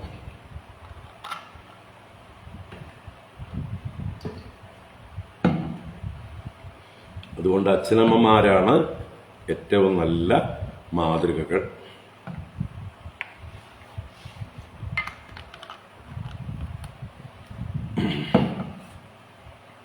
അപ്പോ തസ്മൈ ഭുക്തവതേ പ്രീത്യാ രാമഃ പരമധർമ്മവിത് മുഖവാസൈർഗന്ധമാല്യൈഃ പരാം പ്രീതിം വ്യദാത് പുനഃ. അപ്പൊ കൊടുക്കേണ്ടതെല്ലാം ഉപഹാരങ്ങളെല്ലാം സമർപ്പിക്കുകയാണ്, അല്ലെ? ഷോഡശ ഉപചാര പൂജ ഭഗവാന് സമർപ്പിക്കും പോലെ ക്രമത്തിൽ ഓരോരോ ഉപഹാരങ്ങൾ ചെയ്യുകയാണ്. പപ്രച്ഛ സത്കൃതം നന്ദഃ കഥം സ്ത നിരനുഗ്രഹേ കംസേ ജീവതിദാസാർഹ സൗനപാലായിവാവയവഃ. പപ്രച്ഛ സത്കൃതം നന്ദഃ കഥം സ്ത നിരനുഗ്രഹേ കംസേ ജീവതിദാസാർഹ സൗനപാലായിവാവയഃ. ദാസാർഹ എന്നത് സംബോധനയാണ്. ആരെ? അക്രൂരനെ. ആരാ സംബോധന ചെയ്യുന്നത്? നന്ദഗോപരാണ് സംബോധന ചെയ്യുന്നത്. അപ്പൊ പപ്രച്ഛ സത്കൃതം നന്ദ. അപ്പോഴേക്കും നന്ദൻ എത്തിക്കഴിഞ്ഞു. മക്കളുടെ സൽക്കാരം കണ്ട് സന്തോഷിച്ചു വരികയാണ്. അങ്ങനെ സത്കൃതം, സൽക്കരിക്കപ്പെട്ടവനായ ആരോട്? അക്രൂരനോട് നന്ദ പപ്രച്ഛ, നന്ദൻ പ്രശ്നം ചെയ്തു. നന്ദൻ വന്ന് ചോദ്യം ചോദിക്കുകയാണ്. അദ്ദേഹത്തെ ദാശാർഹ എന്ന് സംബോധന ചെയ്തുകൊണ്ട്. ദശാർഹന്റെ കുലത്തിൽ ജനിച്ചവൻ. അപ്പൊ യാദവന്മാരിൽ മുമ്പുണ്ടായിരുന്ന ഒരു പ്രമുഖന്റെ പേരാണ് ദശാർഹൻ. ഇപ്പോ ശൂരസേന വംശത്തില്, അല്ലെ, ശൂരന്റെ മക്കളായതുകൊണ്ട് ശൗരി എന്ന് പറയും പോലെ ശൂരന്റെ വംശത്തിൽ പിറന്നവരൊക്കെ ശൗരി, വൃഷ്ണിയുടെ വംശത്തിൽ പിറന്നവരെയൊക്കെ വൃഷ്ണികൾ എന്നൊക്കെ വിളിക്കാം. യദുവിന്റെ വംശത്തിൽ പിറന്നത് കൊണ്ട് തന്നെയാണ് യാദവന്മാരെന്ന് പറയുന്നത്. രഘുവിന്റെ വംശത്തിൽ പിറന്ന രാമനെയും ലക്ഷ്മണനെയും ഒക്കെ രാഘവ എന്ന് വിളിക്കാം. അതുപോലെ ഇവിടെ ദശാർഹൻ എന്ന് പറഞ്ഞൊരു മഹാനുണ്ടായിരുന്നു ഈ യദുവംശത്തില്. അദ്ദേഹത്തിന്റെ ആ വംശത്തിൽ പിറന്നവനായതുകൊണ്ട് യാദവന്മാരെയൊക്കെ തന്നെ, വൃഷ്ണികുല ജാതന്മാരെയൊക്കെ തന്നെ ദാശാർഹ എന്ന് വിളിക്കാം.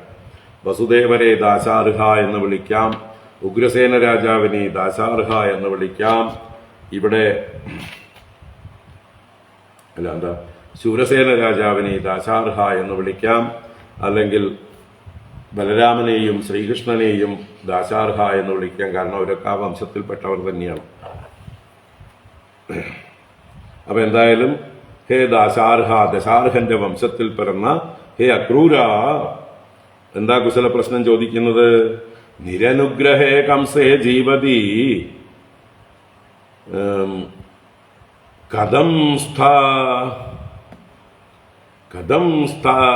കഥം സ്ഥീയതേ എന്നർത്ഥമാണ്. എങ്ങനെ നിങ്ങൾ സ്ഥിതി ചെയ്യുന്നു? യൂയം കഥം നിങ്ങൾ എങ്ങനെ സ്ഥിതി ചെയ്യുന്നു? എവിടെ? ആ നിരനുഗ്രഹേ കംസേ ജീവതി,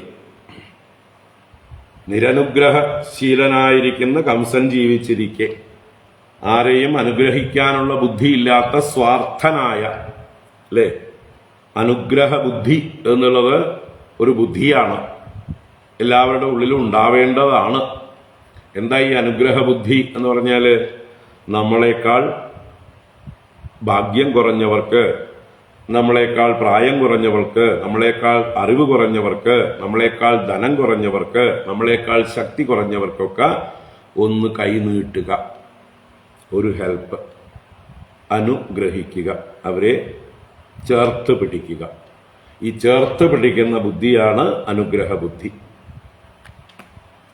അപ്പോൾ ഇവിടെ കംസന്റെ സ്വഭാവം എന്താണ്? നിരനുഗ്രഹനാണ്, ആരെയും ചേർത്ത് പിടിക്കാത്തവനാണ്, ആരെയും വിശ്വാസമില്ലാത്തവനാണ്, എല്ലാരെയും തന്റെ ആവശ്യങ്ങൾക്ക് വേണ്ടി മാത്രം ഉപയോഗിക്കുന്ന സ്വാർത്ഥനാണ്.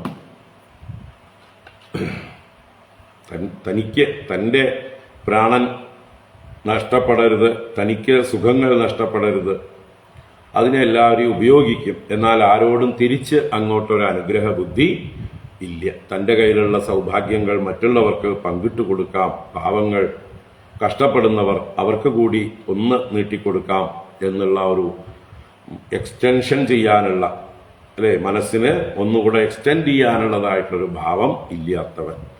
അങ്ങനെയുള്ള ക്രൂരനായ സ്വാർത്ഥനായ കംസേ ജീവതി, കംസൻ ജീവിച്ചിരിക്കെ നിങ്ങൾക്ക് എങ്ങനെയാണ് നിങ്ങൾ കഴിച്ചു കൂട്ടുന്നത് എന്നാണ്. നിങ്ങൾ എങ്ങനെ സർവൈവ് ചെയ്യുന്നതോടെ? എത്ര കഷ്ടമാണ് ഇതുപോലൊരു ദുഷ്ടന്റെ കീഴിൽ കഴിച്ചു കൂട്ടുക എന്നുള്ളത്. ഏതുപോലെ? അതിനൊരു ഉദാഹരണം പറഞ്ഞതാണ്. സൗനപാല ഇവ അവയഹ, സൗനപാല ഇവ അവയഹ. അവി എന്നത് ആടിന്റെ ഒരു പര്യായമാണ്. മേഷം എന്നൊക്കെ പറയുന്ന ആടിന്റെ പര്യായ ശബ്ദമാണ് അവി. അതിന്റെ ബഹുവചനമാണ് അവയഹ. അവി, അവീ, അവയഹ, അവയഹ. കവി, കവീ, കവയഹ എന്ന് പറയും പോലെ. അപ്പോൾ അവയഹ ഇവ എന്ന് പറഞ്ഞാൽ ആടുകളെ പോലെ. ആര് വളർത്തുന്നത്? സൗനപാല അവയഹ, സൗനനാൽ പാലനം ചെയ്യപ്പെടുന്ന അവികളെ പോലെ. സൗനൻ എന്ന് പറഞ്ഞാൽ, സൂനം എന്ന് പറഞ്ഞാൽ ഹിംസയാണ്. ഹിംസ നിത്യം ചെയ്യുന്നവനാണ് സൗനൻ എന്ന് പറഞ്ഞാൽ അറവുകാരൻ. ഈ മൃഗങ്ങളെ വളർത്തുന്നത് അയാൾ എന്തിനു വേണ്ടിയിട്ടാ? മൃഗങ്ങളോടുള്ള സ്നേഹാധിക്യം കൊണ്ടല്ല, തന്റെ തൊഴിൽ അതാണ്. എന്താണ്? അറവുശാല. അപ്പൊ സൂനം എന്നുള്ള ഹിംസ നിരന്തരം ചെയ്യുന്നവൻ സൗനൻ, അറവുകാരൻ, ഹിംസിക്കുന്നവൻ. അവനാൽ പാലിക്കപ്പെടുന്ന അവയഹ എന്നുള്ളതിന്റെ വിശേഷണമാണ് സൗനപാലാഹ ഇവ. അപ്പോ അറവുകാരൻ ആടുകളെ വളർത്തിയാൽ എങ്ങനിരിക്കും? ആ ആടുകള് വളരെ സുരക്ഷിതങ്ങളായിരിക്കുമോ? അവർക്ക് ധൈര്യം ഉണ്ടാവോ? സ്വൈര്യം ഉണ്ടാവോ? എപ്പോഴെങ്കിലും അവർക്ക് സ്വസ്ഥതയുണ്ടാവോ? കാരണം അവരുടെ കൂട്ടത്തില് ഒരാടിനെയാണ് അയാള് എന്നെന്ന് പറഞ്ഞതുപോലെ വെട്ടി വിൽക്കുന്നത്. നിറയെ ഡിമാൻഡ് വരുമ്പോൾ ഒന്നല്ല അധികം ആടുകളെ അദ്ദേഹം വെട്ടി മുറിച്ച് വിൽക്കും. അപ്പൊ ഇതൊക്കെ കണ്ണിൽ കാണുന്നവരാണ്. ഈ കൂടപ്പറപ്പുകളായ ആടുകളുടെ കരച്ചിൽ കേൾക്കുന്നുണ്ട് ഇവര്. അതിനെ കൊല്ലുന്നത് പലപ്പോഴും കാണുന്നുണ്ട്. എണ്ണം കാണാതെയാവുണ്ട്. അമ്മയെ കാണാതാവുണ്ട്, കുട്ടികളെ കാണാതാവുണ്ട്, അമ്മയ്ക്ക് സഹോദരങ്ങളെ കാണാതാവുണ്ട്, അല്ലേ? ഇണകളെ കാണാതാവുന്നുണ്ട്. എപ്പോഴാ അവർ പോയത്? അറിയില്ല, അയാൾ വിളിച്ചോണ്ട് പോയി. കുറേ കരഞ്ഞു നോക്കി, അവർ വന്നില്ല. അങ്ങനെ എപ്പോഴും ഭയപ്പെട്ട് ഇനിയിപ്പോൾ എൻ്റെ ഊഴം എപ്പോഴാണോ എന്ന് കാത്തു കിടക്കുകയാണ് ഓരോ ആടുകളും ആട്ടിൻകുട്ടികളും. കാരണം ഏത് തരത്തിലുള്ളതിനാണ് ഡിമാൻഡ് വരിക എന്നറിയില്ല, അല്ലേ? ചിലർ വാങ്ങാൻ വരുന്നവർ നല്ല ആട്ടിൻകുട്ടി മതി, ഞങ്ങൾക്ക് നല്ല ഇളം മാംസം മതി എന്ന് പറഞ്ഞ് ചോദിച്ചാലോ, അപ്പോൾ ഒരു ആട്ടിൻകുട്ടിയെ പിടിച്ച്. അപ്പം ഇതിനൊന്നും എന്തില്ല, യാതൊരു തരത്തിലുള്ള ഓർഡറൊന്നുമില്ല, ക്രമമൊന്നുമില്ല. പ്രായം കൂടിയതിനെ ആദ്യം കൊടുക്കുക, വയ്യാതായതിനെ ആദ്യം കൊടുക്കുക, അങ്ങനെയൊന്നുമില്ല. ഡിമാൻഡ് അനുസരിച്ചിട്ടാണ് പിടിക്കുക, വെട്ടുക, കൊല്ലുക, കൊടുക്കുക. അപ്പോൾ അങ്ങനെയുള്ള ആടുകൾക്ക് എത്രത്തോളം സ്വൈരം, ശാന്തി, അഭയം ആ അറവുകാരൻ്റെ അടുത്തുണ്ടാവും, അതുപോലെയാണ് ഈ കംസന്റെ കീഴിൽ ജീവിക്കുന്ന നിങ്ങളുടെയൊക്കെ അവസ്ഥ, പ്രത്യേകിച്ച് യാദവന്മാരുടെ അവസ്ഥ. അതാണ് ദാശാർഹ എന്ന് പ്രത്യേകം വിളിച്ചത്. ദാശാർഹ യാദവന്മാരിൽ പ്രമുഖനാണ് അങ്ങ്. അപ്പോൾ ഈ യാദവന്മാർ എങ്ങനെയാണ് ദുഷ്ടനായിട്ടുള്ള ആ കംസന്റെ കൂടെ കഴിച്ചു കൂട്ടുന്നത് എന്നതാണ് ചോദ്യത്തിന്റെ അർത്ഥം. പപ്രച്ച സത്കൃതം നന്ദഃ കഥം സ്ഥ നിരനുഗ്രഹേ കംസേ ജീവതി ദാശാർഹ സൗനപാല ഇവാവയഃ. അതിന് എന്താ പറയുക, കശാപ്പുകാരനോട് കംസനെ ഉപമിച്ചതിന് ന്യായം പറയണം ആര്? നന്ദഗോപർ തന്നെ പറയണം. ഞാൻ വെറുതെ അല്ല അയാളെ കശാപ്പുകാരനോട് ഉപമിച്ചത്. അയാൾ ചെയ്തിട്ടുള്ള കർമ്മം എത്ര ക്രൂരമായിട്ടുള്ളതാണ് നിങ്ങൾക്കൊക്കെ അറിയാവുന്നതാണല്ലോ എന്ന് പറഞ്ഞുകൊണ്ട് ആ ദേവകിയുടെ മക്കളെ, സഹോദരിയുടെ മക്കളെ യാതൊരു കരുണയും കൂടാതെ കൊന്നുകളഞ്ഞില്ലേ? അങ്ങനെയുള്ളവൻ പിന്നെ ബാക്കിയുള്ളവരെ വെച്ചേക്കുമോ?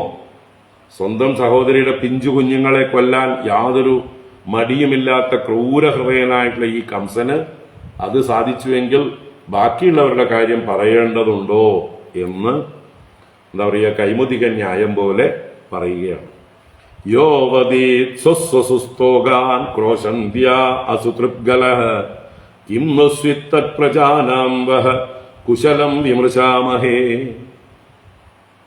യോവതീത് സ്വസ്വസുസ്തോഗാൻ ക്രോശന്ത്യ അസുതൃപ്ഗലഃ കിം നുസ്വിത്തൽ പ്രജാനാം വഹ കുശലം വിമൃശാമഹേ.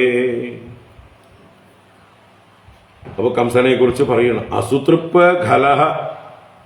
അസുതൃപ്പ് എന്ന് പറഞ്ഞാൽ തന്റെ അസുവിനെ തൃപ്തിപ്പെടുത്തുന്നവൻ, തന്റെ പ്രാണനെ, തന്റെ ഇന്ദ്രിയങ്ങളെ മാത്രം പ്രീതിപ്പെടുത്തുന്നവൻ, സ്വാർത്ഥൻ എന്നർത്ഥം. അങ്ങനെയുള്ള ഖലഹ, ദുഷ്ടനായിട്ടുള്ള.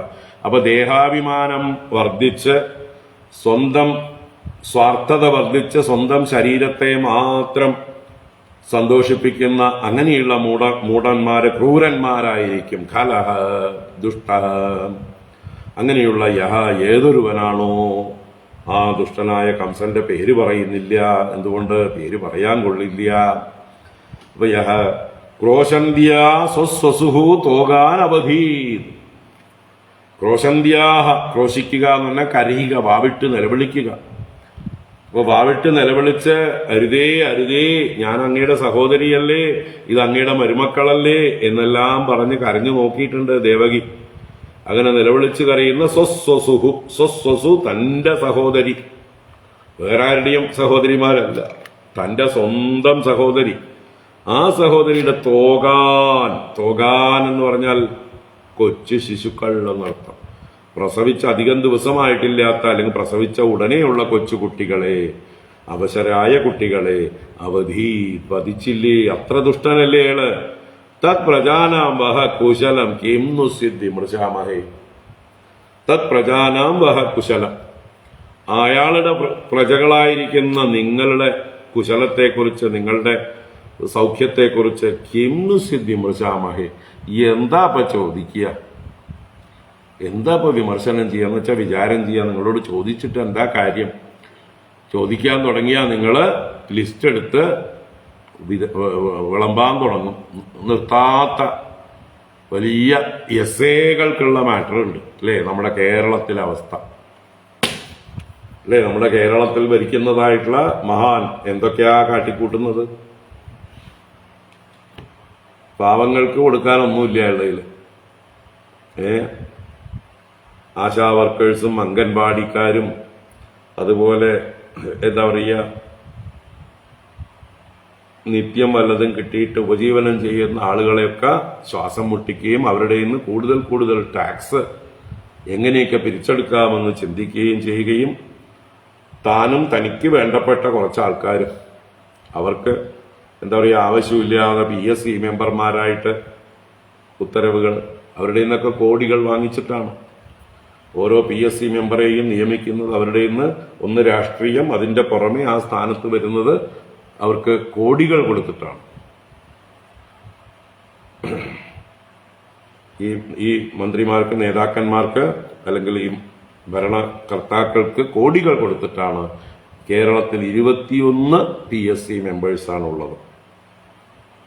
UP-യിൽ ഇത്രയും വലിയ 25 കോടി ജനങ്ങളുള്ള UP-യിൽ 5 PSC മെമ്പേഴ്സേ ഉള്ളൂ. മഹാരാഷ്ട്രയിൽ എത്രയോ കോടി ജനങ്ങളുണ്ട്, അവിടെ 3 PSC മെമ്പേഴ്സേ ഉള്ളൂ. തമിഴ്നാട്ടിൽ 3 ഉള്ളൂ. ഇത്ര വലിയ രാജ്യങ്ങൾ, സംസ്ഥാനങ്ങൾ, എത്രയോ കോടിക്കണക്കിന് ആളുകളുള്ളവർ. അവിടെയൊക്കെ ശമ്പളം 1 ലക്ഷത്തിന് താഴെ ഉള്ളൂ PSC മെമ്പേഴ്സിന്. ഇവിടെ ഇപ്പോൾ 2.25 ലക്ഷം ഉണ്ടായിരുന്നത് ഒരു 1.25 ലക്ഷം കൂടി കൂട്ടിക്കൊടുത്ത് 3.80 വെച്ചിട്ടുണ്ട്. എന്നിട്ട് അവർക്ക് മറ്റ് ആനുകൂല്യങ്ങൾ ഒരുപാട്, അവരുടെ 2 കൊല്ലം സേവനം ചെയ്താൽ തന്നെ അവർക്ക് പെൻഷന് അർഹതയുണ്ട്. അതുപോലെ മന്ത്രിമാരുടെ സേവകന്മാരായിട്ട് 30ഓളം ആളുകൾ ആവശ്യമില്ലാതെ അവർക്കൊക്കെ 2 കൊല്ലം സേവനം ചെയ്താൽ ആജീവനാന്ത വലിയ പെൻഷൻ. ഇങ്ങനെ അവർക്കൊക്കെ മെഡിക്കൽ ക്ലെയിമുകൾ, സഞ്ചാര സൗജന്യങ്ങൾ, എന്തെല്ലാം ധൂർത്ത് നല്ല പറയുക. ഇത് കൊള്ള, ഇത് പകൽ കൊള്ള. നിങ്ങൾ എന്ത് ചെയ്യും, നിങ്ങളെ കൊണ്ട് എന്ത് ചെയ്യാൻ പറ്റുമെന്ന് കഴുതകളെ വെല്ലുവിളിക്കണം ഭരണാധികാരികൾ. ചിന്തിക്കുക. എന്നിട്ടും വീണ്ടും അവർ തന്നെ വീണ്ടും വരുന്നത് എന്തുകൊണ്ട്? ഈ അടിമകൾ ഭയമുള്ളത് കൊണ്ട് വീണ്ടും അവർക്ക് തന്നെ വോട്ട് ചെയ്യുന്നു. എന്തെങ്കിലും നക്കാപ്പിച്ച ഏതെങ്കിലും വഴിക്ക് അവർക്ക് കിട്ടിയിട്ടുണ്ടാവും. തൊഴിലുറപ്പിലൂടെയോ കുടുംബശ്രീയിലൂടെയോ ഏതെങ്കിലും വല്ല സൊസൈറ്റി ലോണുകളിലൂടെയോ ഏതെങ്കിലും തരത്തിൽ നക്കാപ്പിച്ച വായിൽ കൊടുത്തിട്ടുണ്ടാവും. അതിന്റെ പേരിൽ ഭീഷണിപ്പെടുത്തി മര്യാദയ്ക്ക് വോട്ട് ചെയ്തില്ലെങ്കിൽ എന്റെ കിട്ടുന്നതും പോയി കിട്ടും എന്ന് പറയും. അപ്പോൾ അങ്ങനെയുള്ള ഈ കേരളത്തിൽ വന്നിട്ട് കുശലം ചോദിച്ചാൽ നമുക്ക് എണ്ണി പറയാൻ എത്രയാണ് അവലാദികളുള്ളത്. ഏത് ടാക്സാണ് ഭാരതത്തിൽ വെച്ച് എല്ലാ വിഷയത്തിലും ഏറ്റവും അധികം ടാക്സ് ഉള്ള സംസ്ഥാനം കേരളമാണ്. പെട്രോളിന് ഏറ്റവും അധികം വിലയുള്ള സംസ്ഥാനം, ഡീസലിന് ഏറ്റവും അധികം വിലയുള്ള സംസ്ഥാനം കേരളമാണ്. നമ്മുടെ തൊട്ടടുത്ത തമിഴ്നാട്, കർണാടക, അവിടെയൊക്കെ നമ്മളെക്കാൾ 6 രൂപ കുറവാണ് പെട്രോളിന്, ഡീസലിനൊക്കെ. മാഹിയിൽ 13 രൂപ കുറവാണ്. നമ്മുടെ കേരളത്തിന്റെ നടുവിൽ തന്നെ മാഹി ഉണ്ട്, പോണ്ടിച്ചേരിയുടെ ഭാഗമായിട്ട്. ആ മാഹിയിൽ കൂടെ അങ്ങോട്ടും പാസ് ചെയ്യുന്നതായിട്ടുള്ള വാഹനക്കാരെല്ലാം അവിടുത്തെ പെട്രോൾ ബങ്കുകളിൽ ക്യൂ ആണ്. എന്താ കാരണം? അവിടുന്ന് ഡീസലും പെട്രോളും ഒക്കെ അടിച്ചാൽ 13ഉം 15ഉം രൂപ വെച്ച് കുറവാണ്. അപ്പൊ അവർക്ക് അത്ര മതി. ഇവിടെ എത്ര കിട്ടിയാലും പോരാ. എല്ലാ നികുതികളും കൂട്ടി, ഭൂനികുതികള്, സ്റ്റാമ്പ് ഡ്യൂട്ടീസ്, എല്ലാ നികുതികളും കൂട്ടുകയാണ്. ഇതിനൊന്നും യാതൊരു പ്രതികരിക്കാൻ ആളുമില്ല. ഇപ്പോൾ മറ്റവരാ ഭരിക്കണമെങ്കിൽ ഇവര് ബസ് തീവയ്ക്കലും കെട്ടിടങ്ങൾ തകർക്കലും സമരം കൊണ്ട് ഹർത്താലുകളെ കൊണ്ട് സ്തംഭിപ്പിക്കലും ഒക്കെ ചെയ്യുമായിരുന്നു. ഇപ്പൊ അവര് തന്നെയാണ് ഭരിക്കുന്നത്. അപ്പൊ പിന്നെ എതിരിടാൻ ആൾക്കാരേ ഇല്ല.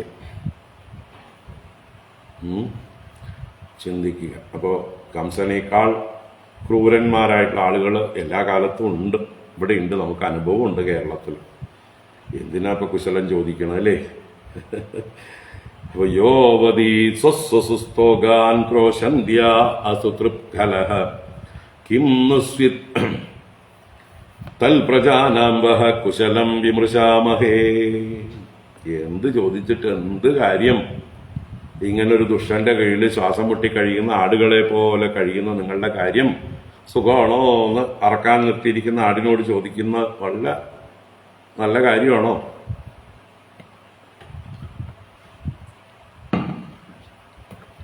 ഇത്തം സൂനൃതയാ വാച നന്ദേന സുസഭാജിതഃ അക്രൂരഃ പരിപൃഷ്ടേന ജഹൗ അദ്വപരിശ്രമം.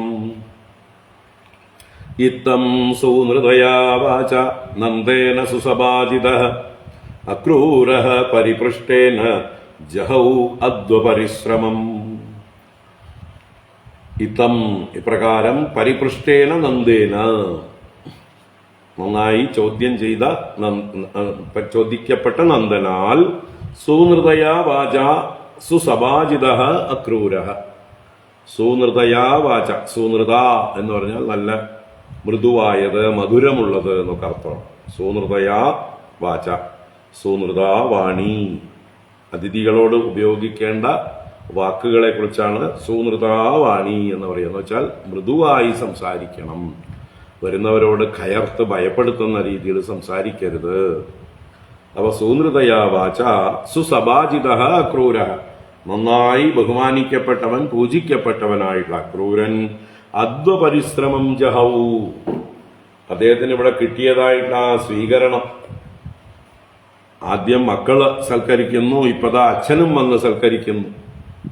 അങ്ങനെ നന്ദന്റെയും രാമകൃഷ്ണന്മാരുടെയും സൽക്കാരങ്ങൾ ഏറ്റുവാങ്ങി അവരുടെ സ്നേഹനിർഭരമായ കുശല പ്രശ്നങ്ങളുമെല്ലാം കണ്ട് അനുഭവിച്ച് അദ്ദേഹത്തിന് അദ്വപരിശ്രമം ജഹൗ. അദ്വപരിശ്രമം യാത്രാക്ഷീണം, അദ്വാവിൽ അഥവാ വഴിയിലുണ്ടായ പരിശ്രമക്ഷീണം. അദ്ദേഹത്തിന് യാത്രാക്ഷീണം ഉണ്ടെങ്കിൽ അതൊക്കെ മറന്നു. അത് മറക്കുന്ന രീതിയിലായിരുന്നു ഇവരുടെ സൽക്കാരം എന്ന് പറയുക. അപ്പൊ അങ്ങനെ അക്രൂരത സ്വസ്ഥനായി ഇരിക്കുകയാണ്. ഇനി അടുത്ത അധ്യായത്തിലാണ് ഭഗവാൻ ചില ചോദ്യങ്ങളൊക്കെ അക്രൂരനോട് ചോദിക്കുന്നത്, ആ മധുരാപുരിയെക്കുറിച്ച്. അപ്പൊ അതിന് അക്രൂരൻ മറുപടി കൊടുക്കുന്നതൊക്കെ നമുക്ക് അടുത്ത അധ്യായത്തിൽ കാണാം. ഓം ഇതി ശ്രീമദ്ഭാഗവതേ മഹാപുരാണേ ദശമസ്കന്ധേ പൂർവാർദ്ധേ അക്രൂരാഗമനം നാമ അഷ്ടത്രിംശത്തമോऽധ്യായഃ. സർവത്ര ഗോവിന്ദനാമ സങ്കീർത്തനം. ഗോവിന്ദ ഗോവിന്ദ. നാരായണാഖില ഗുരോ ഭഗവൻ നമസ്തേ. നാരായണാഖില ഗുരോ ഭഗവൻ നമസ്തേ. നാരായണാഖില ഗുരോ ഭഗവൻ നമസ്തേ. കായേന വാചാ മനസേന്ദ്രിയൈർവാ ബുദ്ധ്യാത്മനാ വാ പ്രകൃതേ സ്വഭാവാത് കരോമി യദ്യത് സകലം പരസ്മൈ നാരായണായേതി സമർപ്പയാമി. ഓം ശാന്തി ശാന്തി ശാന്തി. ഹരി ഓം ശ്രീ ഗുരുഭ്യോ നമഃ. ഹരി ഓം.